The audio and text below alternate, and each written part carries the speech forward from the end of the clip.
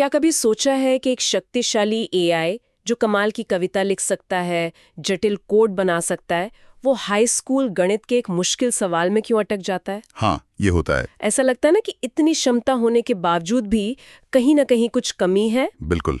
और वजह सीधी है, तथ्यों को जानना और तर्क करना, ये दो अलग बातें हैं। अच्छा। ज्यादातर एआई ट्रेनिंग आजकल परीक्षा के लिए रट्टा मारने जैसी हो गई है। एआई जवाबों को याद कर लेता है। रट्टा मारना। हाँ, लेकिन क्या हो अगर हम उसे जवाब रटाने के बजाय एक विशेषज्ञ की तरह सोचना सिखा सकें, मतलब कदम दर कदम तार्किक तरीके से। यही तो असली चुनौती है। और देखिए, गूगल क्लाउड, एआई रिसर्च और यूसीएलए के शोधकर्ताओं का एक नया शोध पत्र। ये है डेंग, आई हैंग सू और बाकी लोग। वो ठीक यही करने का एक नया तरीका पेश कर रहे हैं। ओहो।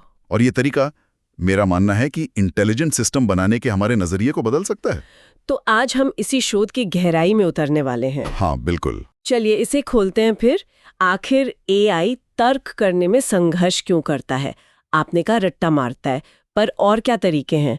अब तक हमारे पास मुख्य रूप से दो ही तरीके रहे हैं एआई को ट्रेन करने के। हाँ, और ये दोनों ही तरीके देखिए अपनी अपनी सीमाओं के साथ आते हैं, खासकर जब बात जटिल कई चरणों वाले तर्क की हो। पहला तरीका है सुपरवाइज्ड फाइन ट्यूनिंग या एसएफटी। एसएफटी। हाँ, इसे ऐसे समझे जैसे एआई को गाइड बुक या उत्तर कुंजी थमा दी गई हो। अच्छा। एआई को दिखाया जाता है कि किसी विशेषज्ञ ने समस्या को कैसे हल किया है, और उसका काम होता है उस समाधान की हूबहू नकल करना, शब्द दर शब्द या कहें तो टोकन दर टोकन। अच्छा, यानी बिल्कुल नकलची तोता बनाना। इसमें दिक्कत क्या है फिर? नकल करना तो आसान लगता है। दिक्कत यह है कि ये बेहद कठोर नकलची बन जाता है। कठोर? हाँ, मतलब ये उन समस्याओं को हल करने में तो बहुत अच्छा होता है जो इसने पहले देखी हैं, जिनकी नकल इसने सीखी है। ठीक है। लेकिन जैसे ही कोई नई थोड़ी अलग तरह की समस्या सामने आती है, ये अक्सर फेल हो जाता है। क्यों? क्योंकि इसने कभी कदमों के पीछे का क्यों नहीं सीखा। इसने सिर्फ पैटर्न याद किया है, तर्क को समझा नहीं है। अच्छा। शोध पत्र में यह भी पाया गया कि मुश्किल सवालों वाले डेटा सेट पर एसएफटी से प्रशिक्षित मॉडल का प्रदर्शन कभी-कभी तो बिना ट्रेनिंग वाले बेस मॉडल से भी खराब हो सकता है। अरे, खराब क्यों? क्योंकि वो गलत पैटर्न सीख लेता है और उसे ही दोहराता रहता है। समझ गए। ये तो वैसा ही हुआ जैसे कोई छात्र गाइड बुक से सवाल रट ले, लेकिन अगर परीक्षा में सवाल थोड़ा भी घुमाकर पूछ लिया जाए तो जवाब नहीं दे पाता। बिल्कुल, क्योंकि उसने कॉन्सेप्ट समझा ही नहीं। तो फिर दूसरा तरीका क्या है? कुछ तो होगा जो नकल से बेहतर हो। दूसरा तरीका है रीइंफोर्समेंट लर्निंग या आरएल। आरएल? हाँ, और खासतौर पे इसका एक प्रकार reinforcement learning with verifiable rewards, RLVR. RLVR, ठीक है। ये बिल्कुल विपरीत है, सब कुछ या कुछ नहीं वाला तरीका। सब कुछ या कुछ नहीं मतलब? इसमें एआई वो खुद से समस्या हल करने की कोशिश करता है, और उसे इनाम एक डिजिटल शाबाशी समझ लीजिए, सिर्फ और सिर्फ तब मिलती है जब उसका अंतिम उत्तर 100% सही हो। रुकिए, सिर्फ अंतिम उत्तर सही होने पर? अगर समस्या बहुत लंबी हो, जैसे मान लीजिए 50 कदम वाली गणित की समस्या, तब क्या? बिल्कुल सही सवाल, यही तो मुश्किल है।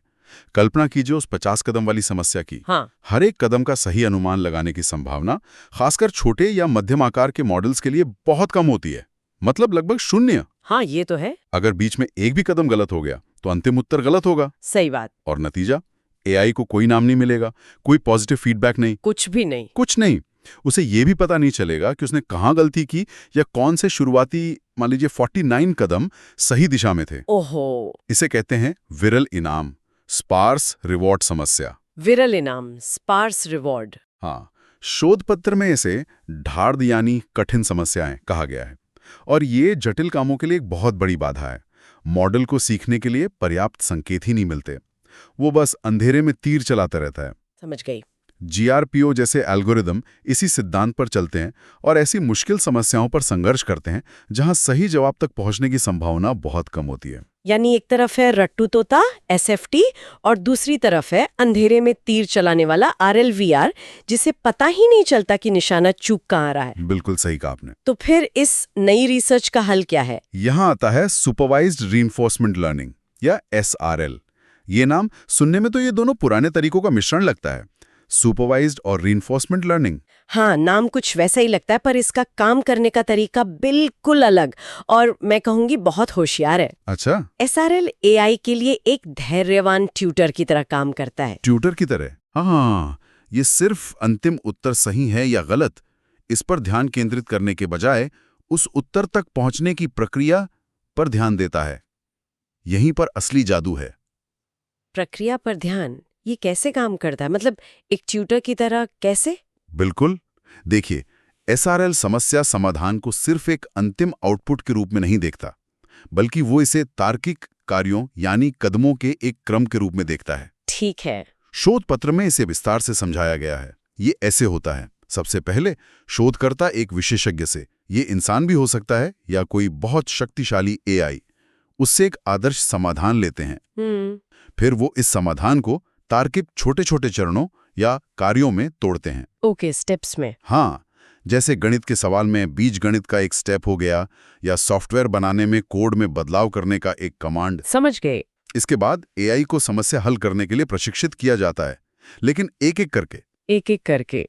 हाँ, और हर कदम उठाने से पहले उसे एक आंतरिक संवाद लिखने के लिए प्रोत्साहित किया जाता है। उसके लिए थिंक टैग का इस्तेमाल करते हैं।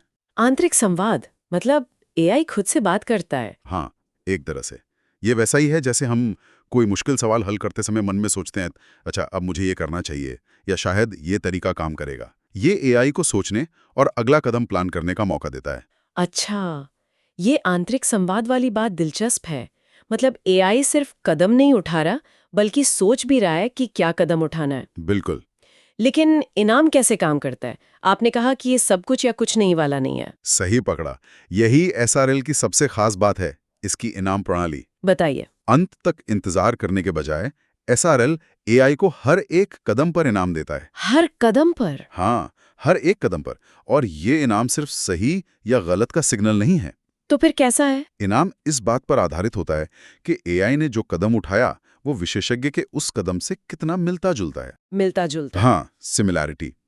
इसके लिए वो सीक्वेंस मैचर जैसी तकनीकों का इस्तेमाल करते हैं, जो दो टेक्स्ट या कोड के टुकड़ों के बीच समानता को मापते हैं। ओहो, मतलब अगर एआई का कदम एकदम सही नहीं भी है, लेकिन सही दिशा में है, करीब है, तो भी उसे कुछ इनाम मिलेगा। जैसे कोई गेम खेलते हुए दोस्त बताता है, हाँ पास पहुंच रहे हो, गरम और गरम। बिल्कुल वैसा ही।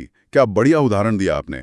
ये एक निरंतर तुम सही रास्ते पर हो या थोड़ा और सुधार करो जैसा संकेत है, जो एआई को सही दिशा में गाइड करता रहता है। अच्छा। इसे सघन इनाम, डेंस रिवॉर्ड प्रणाली कहते हैं। सघन इनाम, डेंस रिवॉर्ड। हाँ, ये सुनिश्चित करती है कि मॉडल लगातार सीख रहा है और अपनी तर्क प्रक्रिया में सुधार कर रहा है, भले ही अंतिम उत्तर अभी तक सही न हो। तो ये आरएलवीआर की वो विरल इनाम वाली बड़ी समस्या को हल कर देता है। प्रभावी ढंग से हल करता है। मॉडल को हमेशा पता होता है कि वो कैसा प्रदर्शन कर रहा है। और आपने कहा था कि इनाम सिर्फ तार्किक कार्रवाई यानी कदम के लिए है, उस आंतरिक संवाद के लिए नहीं। इसका क्या मतलब हुआ? इसका मतलब है कि मॉडल को ये आज़ादी दी जाती है कि वो अपनी सोचने की शैली खुद विकसित करे। अच्छा। जब तक उसका बाहरी काम, मतलब अगला कदम, विशेषज्ञ के काम जैसा है, तब तक वो अंदर ही अंदर कैसे उस नतीजे पर पहुंचता है, इसमें उसे छूट मिलती है। ये रटने के बजाय समझ को बढ़ावा देता है। ये अच्छी बात है। साथ ही इसमें डायनामिक सैम्पलिंग नाम की एक और तकनीक है। Dynamic sampling? हाँ, ये ट्रेनिंग को और बेहतर बनाती है। ये उन उदाहरणों को फिल्टर कर देती है जिनसे मॉडल कुछ खास नहीं सीख पा रहा, जैसे जहां सारे प्रयास या तो बहुत अच्छे हैं या बहुत बुरे, ताकि ट्रेनिंग उन उदाहरणों पर केंद्रित हो जहां सीखने की गुंजाइश ज्यादा है। अच्छा, फोकस ट्रेनिंग। हाँ, विश्लेषण में पाया गया कि ये डायनामिक सैम्पलिंग प्रदर्शन को और बेहतर करती है। सुनने में तो ये तरीका वाकई क्रांतिकारी लग रहा है। रटने और अंधेरे में तीर चलाने से हटकर प्रक्रिया सिखाना, हर कदम पर मार्गदर्शन देना, कमाल है। लेकिन क्या ये असल में काम करता है? नतीजे कैसे रहे? क्या ये वाकई एआई को बेहतर तरीके से सोचना सिखा पाया? हाँ, नतीजे काफी प्रभावशाली हैं, खासकर ये देखते हुए कि ये प्रयोग अपेक्षाकृत छोटे ओपन सोर्स मॉडल पर किए गए। कौन से मॉडल? जैसे QN 2.5 7B इंस्ट्रक्ट, जो सबके लिए उपलब्ध है, और डेटा सेट भी मुश्किल सवालों वाला था, जैसे S1 के कहते हैं। ठीक है। गणित की कई कठिन परीक्षाओं, जैसे अमेरिका में ओलंपियाड लेवल की AMC और AMI जैसी परीक्षाएं, और मिनर्वा मैथ जैसे बेंचमार्क, इन सब पर SRL के साथ प्रशिक्षित मॉडल ने SFT वाले नकलची मॉडल और RLVR वाले अंदाजा लगाने वाले मॉडल दोनों से काफी बेहतर प्रदर्शन किया। कितना बेहतर? क्या कोई ठोस आंकड़े हैं? बिल्कुल। अकेले SRL ने बेस मॉडल और अन्य तरीकों की तुलना में औसतन 3% का सुधार दिखाया। 3%? ठीक है। लेकिन शोधकर्ताओं ने एक और दिलचस्प चीज पाई, जिसे वो सफलता का शायद सबसे प्रभावी नुस्खा कह रहे हैं। वो क्या? एक 2 चरणीय प्रक्रिया। 2 चरण? हाँ, पहले मॉडल को SRL से प्रशिक्षित करो ताकि उसे बुनियादी तर्क प्रक्रिया सिखाई जा सके। मतलब कदम दर कदम सोचना कैसे है। ठीक है, पहले सोचना सिखाओ। फिर उसे पारंपरिक सब कुछ या कुछ नहीं वाले RLUR से फाइन ट्यून करो ताकि अंतिम उत्तर को बिल्कुल सटीक पाने की उसकी क्षमता को और निखारा जा सके। अच्छा, पहले सीखना फिर पॉलिश करना। हाँ बिल्कुल। इस SRL RLUR पाइपलाइन ने सबसे अच्छे नतीजे दिए, औसतन 3.7% का सुधार। ये पहले सिद्धांत सीखो फिर सटीकता पर काम करो जैसा है। ये तो दिलचस्प है।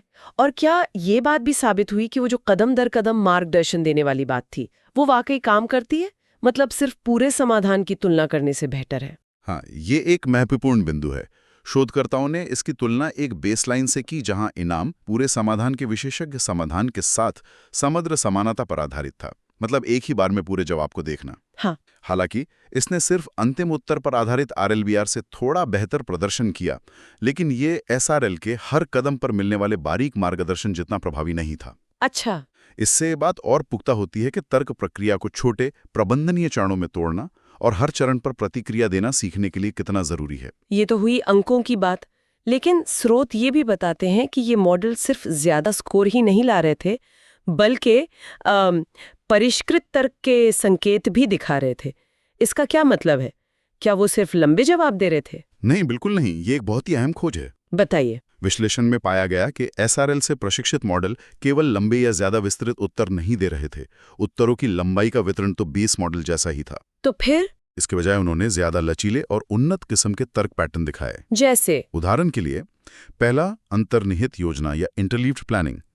कुछ मॉडल समाधान की शुरुआत में ही आगे के सभी कदमों की रूपरेखा बनाने लगे, जैसे कोई इंसान पहले पूरी योजना बनाता है। अच्छा, प्लानिंग। दूसरा, चलते फिरते समायोजन, ऑन द फ्लाई एडजस्टमेंट्स। दूसरे मॉडल समस्या हल करते समय बीच बीच में रुके, अपने आंतरिक संवाद या थिंक टैक्स का इस्तेमाल करके अपनी योजना का पुनर्मूल्यांकन किया और जरूरत के हिसाब से उसमें बदलाव भी किए। वाओ, मतलब वो एडजस्ट कर रहे थे। हाँ।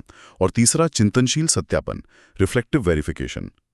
कुछ मामलों में मॉडल अंतिम उत्तर देने से पहले रुके, अपने आंतरिक संवाद में अपने काम की समीक्षा की और उसे जांचा भी। खुद को चेक करना। हाँ, एक उदाहरण है जहां 3x + 2x + 1 जैसी असमानता को हल करने के बाद मॉडल रुकता है, सोचता है कि चलो x = 2 को मूल असमानता में डालकर जांचते हैं, फिर पुष्टि करता है कि 6-5 सत्य है और उसके बाद ही अंतिम उत्तर देता है। वाह, ये तो सिर्फ जवाब देना नहीं हुआ, ये तो समझने और खुद के काम को जांचने जैसा है। ये वाकई में सोचने के ज्यादा करीब लगता है। बिल्कुल, ये सिर्फ पैटर्न फॉलो करना नहीं है। और क्या ये तरीका सिर्फ गणित की समस्याओं तक ही सीमित है या ये दूसरे क्षेत्रों में भी काम करता है? सही सवाल। शोधकर्ताओं ने इसी बात को जांचने के लिए इस ढांचे को जटिल सॉफ्टवेयर इंजीनियरिंग के कामों पर भी परखा। सॉफ्टवेयर इंजीनियरिंग पर? हाँ, और नतीजे उतने ही प्रभावशाली थे। उन्होंने इसे SWE बेंच जैसे बेंचमार्क पर टेस्ट किया। ये बेंचमार्क वास्तविक दुनिया की कोडिंग समस्याओं जैसे गिटहब पर मौजूद इश्यूज को हल करने के लिए AI एजेंट को कोड बेस के साथ इंटरैक्ट करने की चुनौती देता है। कोडिंग में कदम या कार्य क्या होंगे? यहाँ कार्य हो सकता है किसी कोड फाइल को खोजना, उसे पढ़ना, उसमें बदलाव करना या सिस्टम में कोई कमांड जैसे बैश कमांड चलाना। अच्छा। उन्होंने एक open source code model Qwen 2.5 coder 7B instruct लिया और उसे विशेषज्ञ एजेंट द्वारा दिखाए गए कदमों का उपयोग करके, जो क्लॉड 3.7 सोनेट जैसे शक्तिशाली मॉडल द्वारा उत्पन्न किए गए थे, उसका उपयोग करके SRL के साथ फाइन ट्यून किया। और नतीजे? क्या ये कोडिंग में भी काम आया? नतीजे स्पष्ट थे। SRL ने बेस कोडर मॉडल और उसी मॉडल पर आधारित SFT तरीके SWE-GYM 7B दोनों से काफी बेहतर प्रदर्शन किया। कितना बेहतर? ओरेकल सेटिंग में, जहां मॉडल को बताया जाता है कि किन फाइलों पर काम करना है, वहां 74% सापेक्ष सुधार देखा गया। 74%? काफी ज्यादा है। हाँ, और ज्यादा यथार्थवादी एंड-टू-एंड सेटिंग में, जहां मॉडल को खुद ही सही फाइलें ढूंढनी होती हैं, वहां प्रदर्शन दुगना हो गया। दुगना? हाँ, इससे पता चलता है कि SRL सिर्फ गणितीय तर्क तक ही सीमित नहीं है। ये AI को किसी भी तरह की बहुचरणीय प्रक्रिया आधारित समस्या से निपटना सिखाने के लिए एक बहुमुखी और मजबूत तरीका है, चाहे वो गणित हो, कोड लिखना हो या शायद भविष्य में कुछ और। तो इस सब का निचोड़ क्या है? अगर हमें इस पूरी चर्चा का सार निकालना हो तो वो क्या होगा? ये SRL आखिर क्यों इतना महत्वपूर्ण है? मेरे विचार में सुपरवाइज्ड रीइंफोर्समेंट लर्निंग इस बात में एक बुनियादी बदलाव को प्रतिनिधित्व करता है कि हम AI को कैसे सिखाते हैं, खासकर जटिल तर्क करना। बुनियादी बदलाव। हाँ, केवल अंतिम परिणाम को पुरस्कृत करने, जैसा RLVR में होता है, या पूरी प्रक्रिया की आंख बंद करके नकल करने, जैसा SFT में होता है। उसके बजाय हम प्रक्रिया के हर तार्किक कदम को पुरस्कृत और निर्देशित करते हैं। प्रक्रिया को इनाम देना। हाँ, ये वैसा ही है जैसे किसी छात्र को सिर्फ उत्तर कुंजी देने और उसे वास्तव में गणित के सिद्धांत सीखने के बीच का अंतर होता है।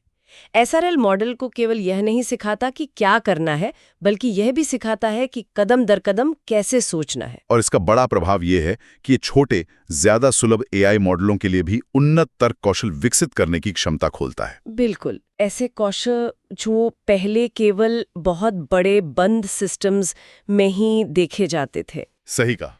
ये वाकई AI बनाने की दिशा में एक बड़ा कदम लगता है, ऐसा AI जो सिर्फ बुद्धिमत्ता की नकल नहीं करता, बल्कि वास्तव में सोचना सीखता है। बिल्कुल। ये AI के लोकतंत्रीकरण यानी डेमोक्रेटाइजेशन के लिए भी महत्वपूर्ण हो सकता है। अच्छा, कैसे? इससे छोटे डेवलपर्स और शोधकर्ताओं को भी ऐसे मॉडल बनाने का मौका मिलता है जिनमें शक्तिशाली तर्क क्षमताएं हों, और ये क्षमताएं रटने पर नहीं, बल्कि वास्तविक समस्या समाधान कौशल पर आधारित होती हैं। ये तो बहुत अच्छी बात है। यहाँ एक विचार है जिस पर सोचा जा सकता है। बताइए। अगर हम AI को गणित और कोडिंग जैसे तार्किक क्षेत्रों में एक विशेषज्ञ की तरह कदम दर कदम तर्क करना सिखा सकते हैं, हाँ। तो वो कौन सी जटिल मानवीय प्रक्रियाएं हैं जिन्हें पहले AI के लिए बहुत सूक्ष्म या व्यक्तिपरक माना जाता था, जो अगली हो सकती हैं? जैसे कि? एक श्रृंखला के रूप में मॉडल कर सकते हैं। ये भविष्य के शोध के लिए एक बहुत ही रोमांचक दिशा हो सकती है। वाकई ये सोचने वाली बात है कि तर्क सिखाने का ये तरीका AI को कहाँ तक ले जा सकता है। नैतिक तर्क, रचनात्मकता, संभावनाएं तो अनंत लगती हैं। हाँ, संभावनाएं बहुत हैं। इसी विचार के साथ हम आज की इस गहन चर्चा को यहीं समाप्त करते हैं। उम्मीद है कि ये जानकारी उपयोगी रही होगी और AI तर्क सिखाने के इस नए और रोमांचक क्षेत्र की बेहतर समझ मिली होगी। उम्मीद तो यही है।